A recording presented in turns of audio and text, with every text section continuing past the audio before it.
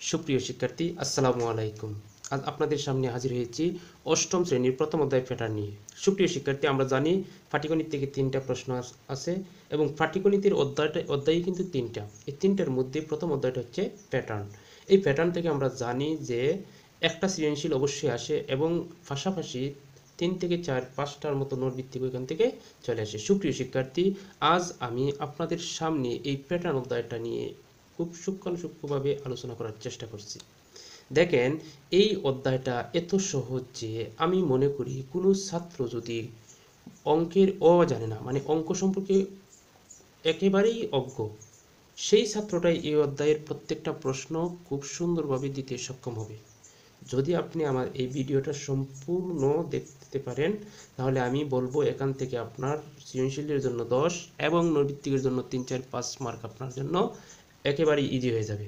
সুপ্রিয় শিক্ষার্থী, আমি শুধুমাত্র, আমরা জানি এই ধরনের প্যাটার্ন আসে, আমি জাস্ট 3টা প্যাটার্ন নিয়ে আলোচনা করব। এই 3টা প্যাটার্নের বাইরে কোনো প্যাটার্ন থাকবে না, সেটা আশা করি। জাস্ট 3টা প্যাটার্ন। আসলে আমাদের 3টা প্যাটার্ন কি, আমাদের যখনই কোনো প্রশ্ন আসে তখন আমরা দেখব আমার বলা এই 3 ধরনের প্যাটার্ন থেকে কি কোনো এক ধরনের প্যাটার্ন আমাদের আসছে। আর আসলে আমরা কিভাবে বুঝবো কোন ধরনের প্যাটার্ন, তা নিয়ে আমি আসলে আলোচনা করছি। সুপ্রিয় শিক্ষার্থী, দেখেন, আমি একটা প্যাটার্ন লিখে নিছি, যেমন এভাবে খাঁটি সংখ্যা দিয়ে দিছি। দেখেন, এই প্যাটার্নটা সম্পর্কে আমি পরে ভিডিওর শেষে আলোচনা করছি। আমি আসি, এই যে একটা প্যাটার্ন, দেখেন এই প্যাটার্নটা নিয়ে আলোচনা করছি। এই প্যাটার্নটা আমি বলবো, ওই প্যাটার্নটা এই ধরনের প্যাটার্ন, জাস্ট এই ধরনের প্যাটার্ন প্রায় 90% প্যাটার্ন এই ধরনের প্যাটার্নই চলে আসে পরীক্ষায়। জাস্ট এই প্যাটার্নটা খুবই গুরুত্বপূর্ণ, খুবই গুরুত্বপূর্ণ। তাই মনোযোগ দিয়ে এই প্যাটার্নটা বোঝার চেষ্টা করুন। এই প্যাটার্নটা অত্যন্ত সহজ, অত্যন্ত সহজ। যেমন কি আমরা দেখি এই যে সংখ্যাগুলো দিয়েছে, এই যে সংখ্যাগুলোর পার্থক্যগুলো সমান থাকবে। যেমন পার্থক্য সমান কিভাবে বুঝবো, আমরা দেখব ওই সংখ্যা থেকে ওই সংখ্যা কত বেশি, অর্থাৎ পার্থক্যটা কত।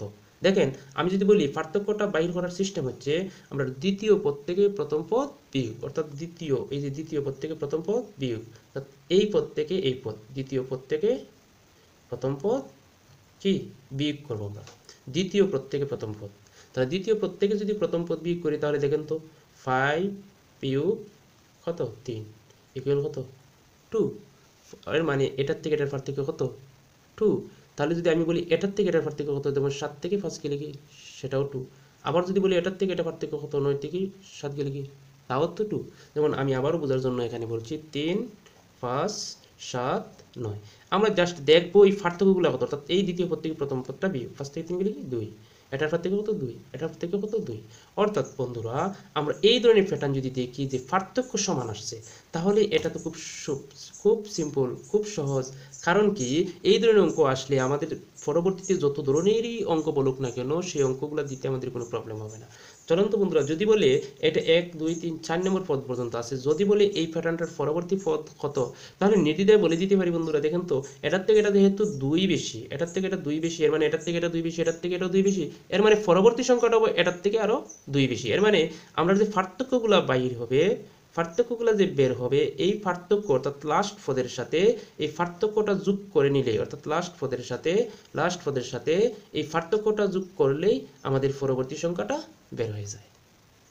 তাই না বন্ধুরা? খুব সুন্দর। 9 থেকে 9 আর 2 কত 11, এর মানে পরবর্তী সংখ্যাটা কত 11। আমাদের পরীক্ষা তো আসেই পরবর্তী সংখ্যা নির্ণয় করো, পরবর্তী সংখ্যা নির্ণয় করো। তাহলে বন্ধুরা দেখেন তো, এই আরেকটা প্যাটার্ন দিয়ে দিচ্ছি আমি, ঠিক একই সিস্টেমে, কারণ এটা যেহেতু 90% পরীক্ষাতে আসে, এই জন্য আমি এই প্যাটার্নটা দিয়েছি।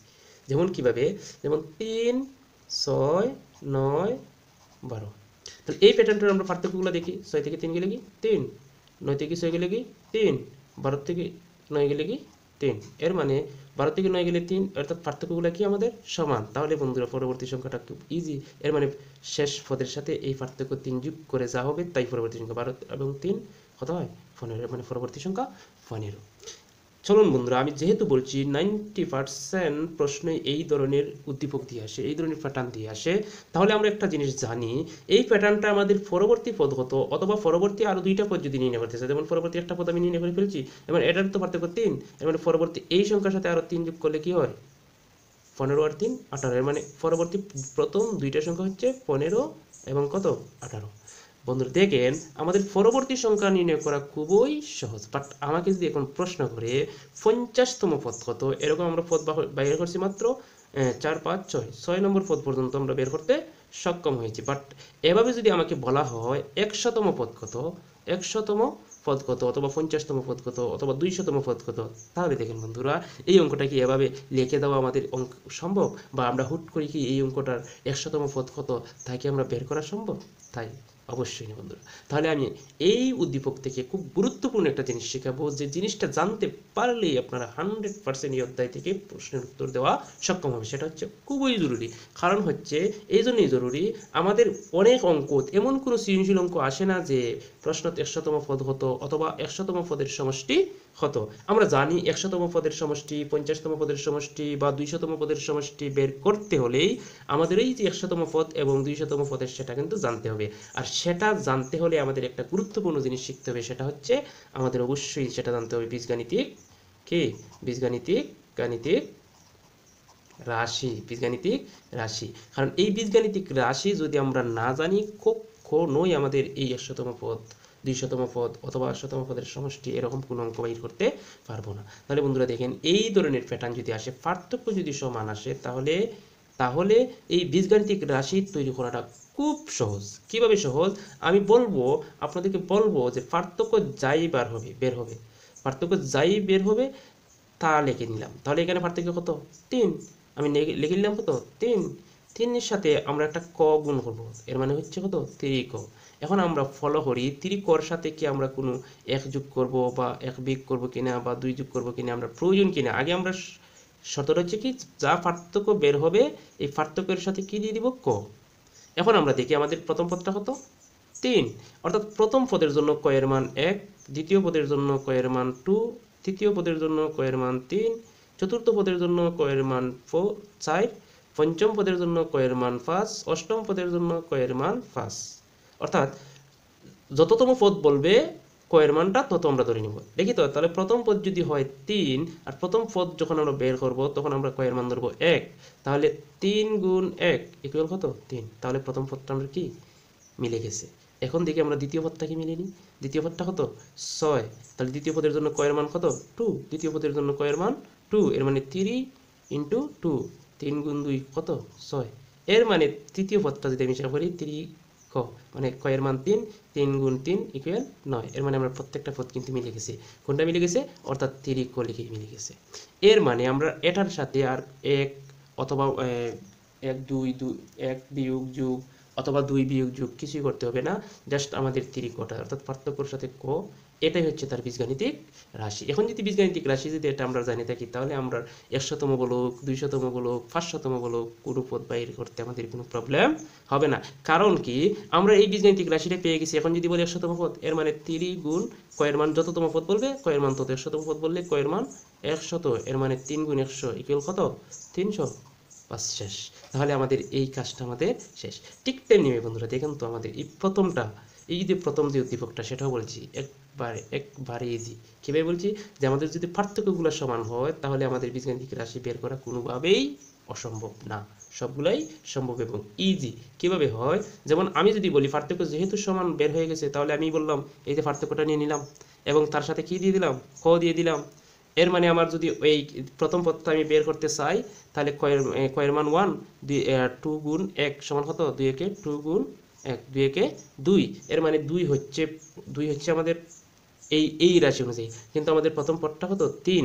এর মানে যেহেতু প্রথম পদ ক এর মান 1 ধরলে 2 হয়, তাহলে তার সাথে আরো কত যোগ করলে আমাদের প্রথম পদটা বাইর হবে? এই 3 কত যোগ করলে? 1 যোগ করলে। কারণ যেহেতু আমাদের কি হচ্ছে, কারণ 2 একে 2 আর 2 একে 2, এখানে আমাদের আছে কত? 3। তাহলে আমাদের আরো 1 কি করতে হবে? যোগ করতে হবে। তাহলে কি হলো? 3। অর্থাৎ 2 কো তার সাথে আরো 1 যোগ করলে আমাদের প্রথম রাশিটা মিলে যায়। ঠিক তেমনিভাবে দ্বিতীয় রাশিটা মিলে কিনা আমরা সেটাও লক্ষ্য করতে হবে। তাহলে দ্বিতীয় রাশির জন্য ক এর মান 2, 2 গুণ 2, 2 গুণ 2, 2 গুণে 4, 4 এর সাথে 1 যোগ করলে 5, তাহলে মিলে গেছে না বন্ধুরা? তাহলে আমরা 3 নম্বর পদটা দেখি। 3 এর ক্ষেত্রে ক এর মান 3, 3 গুণে 6, 6 আর 1 কত 7, তাহলে এই পদটা কি মিলে গেছে না? তাহলে এই পদটা মিলে গেছে। ঠিক তেমনি আমাদের প্রত্যেকটা পদই কিন্তু এভাবে মিলিয়ে দেবে। তাহলে বন্ধুরা সিম্পল জিনিসটা আমি শিখিয়ে দিলাম যে যদি পার্থক্য সমান হয়, যত পার্থক্য আসবে তত ক দিয়ে দিব। শেষে আমরা এই এটার মান প্রথম পদটা আমরা শুদ্ধি পরীক্ষা করব। প্রথম পদের জন্য ক এর মান 1, 2 একে 2, আমাদের আছে এখানে 3, 2 একে 2, অর্থাৎ 3 হতে আর কত যোগ করতে হবে? 1 যোগ করতে হবে। এখন 3 হতে যদি আরো 2 যোগ করতে, মানে এমন সংখ্যা থাকতো এখানে যদি 4 থাকতো তাহলে আমি 2 যোগ করতাম, অথবা এখানে যদি আমাদের 1 থাকতো তাহলে আমরা 2 ক -1 দিয়ে দিতাম। অর্থাৎ আমরা আগে এই সংখ্যাটা লিখবো, আগে যে পার্থক্য বের হবে পার্থক্যের সাথে ক লিখে দিব। লেখার পরে শেষে আমরা 1 ধরে তখন দেখতে হবে এই সংখ্যাটা হতে কত যোগ বিয়োগ করতে হয়, সেটা দেখে নিলেই বাস শেষ অঙ্ক। তার চলুন বন্ধুরা, এই বীজগাণিতিক রাশিটা খুবই গুরুত্বপূর্ণ ছিল, একটু পরে আমরা খুব কাজে লাগবে। আরেকটা জিনিস দেখে নিই আমরা এখানে। আমরা যেহেতু এই দুইটা জিনিস আলোচনা একই প্যাটার্ন ছিল, আমরা এটার আলোচনা শেষ। এখন আমরা আরেকটা প্যাটার্ন নিয়ে দেখি যে আমাদের প্যাটার্নটা কি।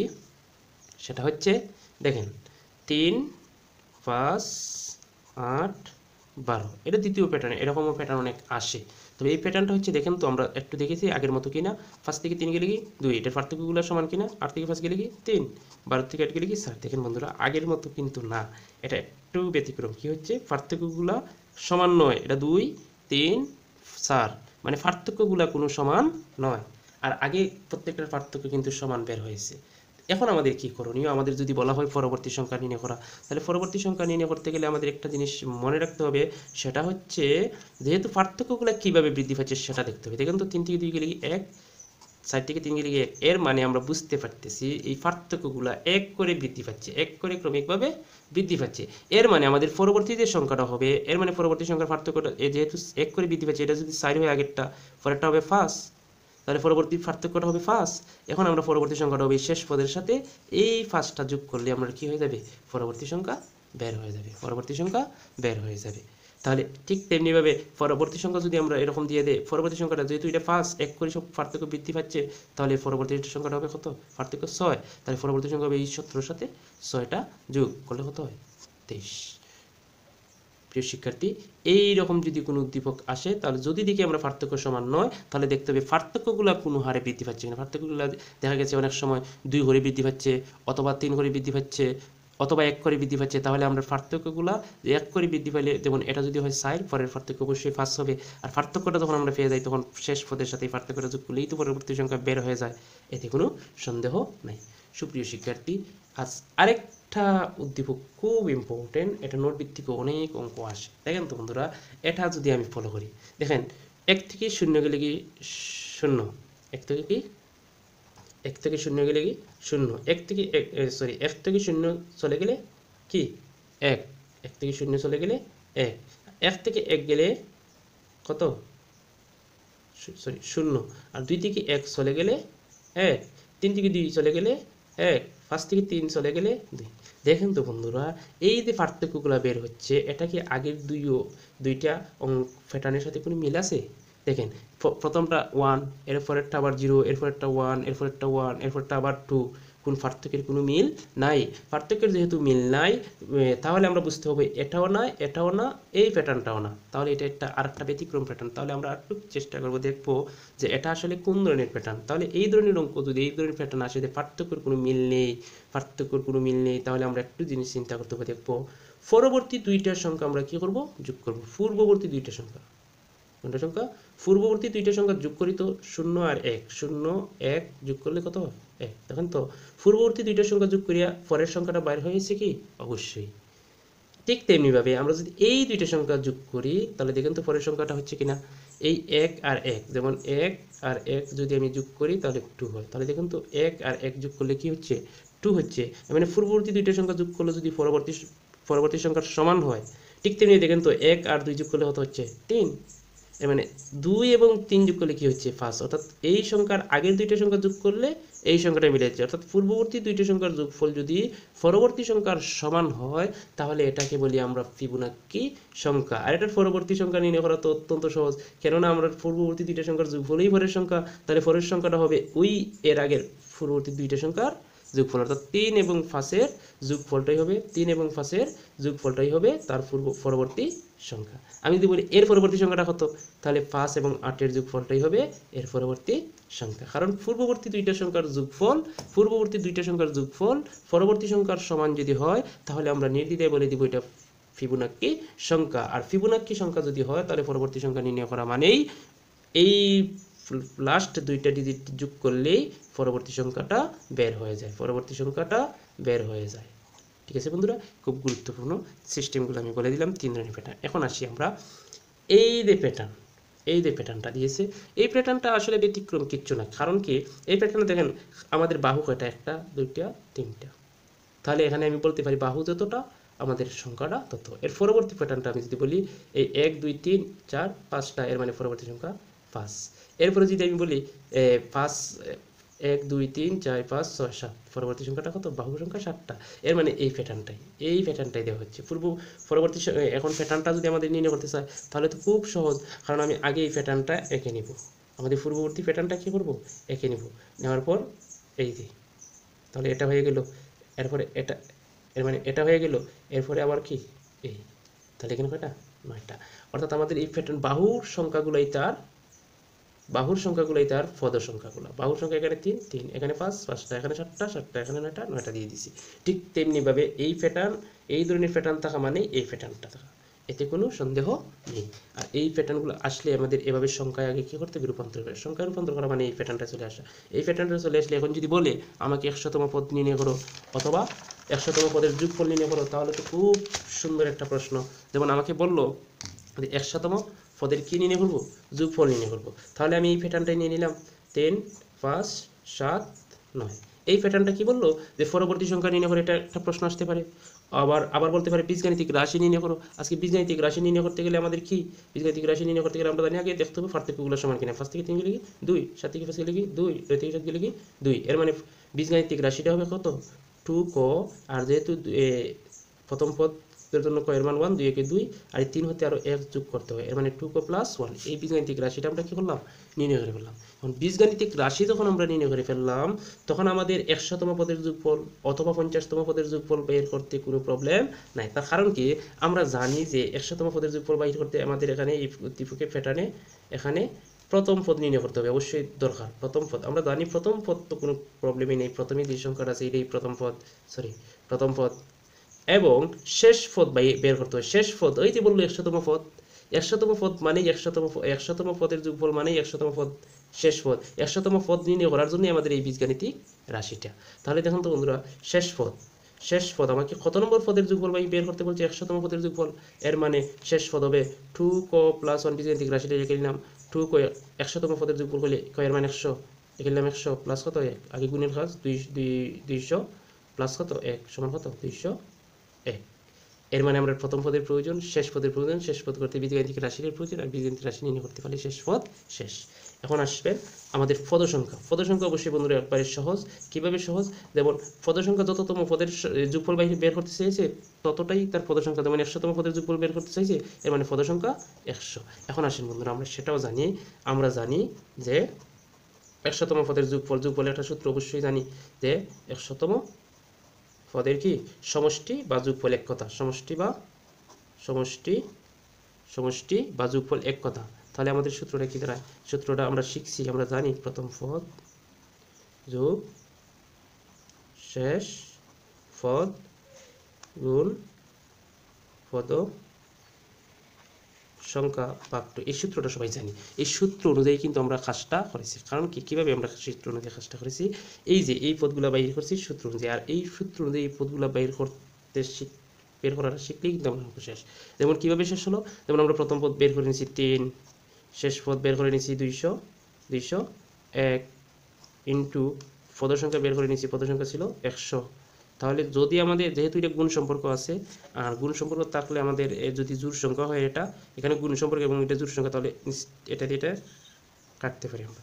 তো কাটলে কি হয়, আগে আমাদের ব্র্যাকেটের কাজটা 201-এর সাথে 3 যোগ করলে 204 গুণ কি 50 গুণ 50, এটার কাজ করলাম, এটার কাজ 200 1 সাথে 3 যোগ করলে 204 গুণ, আর যেহেতু এটা ভাগ করলে 50 তাহলে 50, তাহলে এটা গুণ করে নিলেই আমরা অঙ্ক শেষ। দেখেন আমি শূন্য একটা নিয়ে নিলাম, এটা গুণ আপনাদের ব্যাপার। আর 5 4 20, 20 শূন্য, 5 4 20, 20 শূন্য, 5 শূন্য 0, আর হাতে 2 2, আর 5 দুগুণে 10, অর্থাৎ এই সংখ্যাটা বের হবে আমাদের কি বের হবে এই সংখ্যাটা, এটাই আমাদের আনসার। তাহলে বন্ধুরা দেখেন আমি এখানে শিখিয়ে দিলাম কয় ধরনের প্যাটার্ন থাকে, আমরা কিভাবে প্যাটার্ন, কোন প্রকারের প্যাটার্ন আসছে এবং পরবর্তী সংখ্যা কীভাবে নির্ণয় করব তা শিখলাম, এবং এখান থেকে বীজগাণিতিক রাশি তৈরি করা শিখলাম, এবং বীজগাণিতিক রাশি তৈরি করা শিখতে পারলেই কিন্তু আমাদের অঙ্ক শেষ। 100তম পদের সমষ্টি বলো, 50তম পদের সমষ্টি বলো, সবগুলা শেষ। ধন্যবাদ সবাইকে।